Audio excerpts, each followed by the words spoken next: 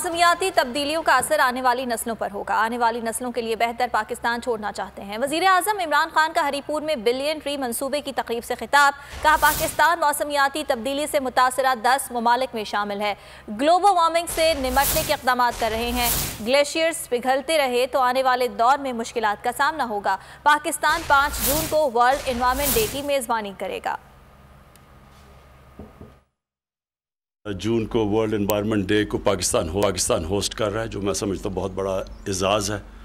ये एक्नॉलेजमेंट है कि पाकिस्तान वो चंद मुल्कों में से है जो बड़ी कोशिश कर रहा है अपने मुल्क में ये जो ग्लोबल वार्मिंग के इम्पैक्ट है, क्लाइमेट चेंज के इम्पैक्ट है, वो दूर करने के लिए हम वो चंद मुल्कों में से हैं जो कि पूरी तरह इसके लिए कोशिश इसलिए नहीं कर रहे दिखाने के लिए, हम इसलिए कर रहे हैं क्योंकि हम बाकी अपनी आने वाली नस्लों के लिए एक बेहतर पाकिस्तान छोड़ना चाहते हैं। और जो इम्पैक्ट है क्लाइमेट चेंज का, वो उसका सबसे बड़ा जो नुकसान होगा वो हमारी आने वाली जनरेशन्स को इसलिए है कि पाकिस्तान बदकिस्मती से वो 10 मुल्कों में से है जो सबसे ज़्यादा मुतासर है क्लाइमेट चेंज से।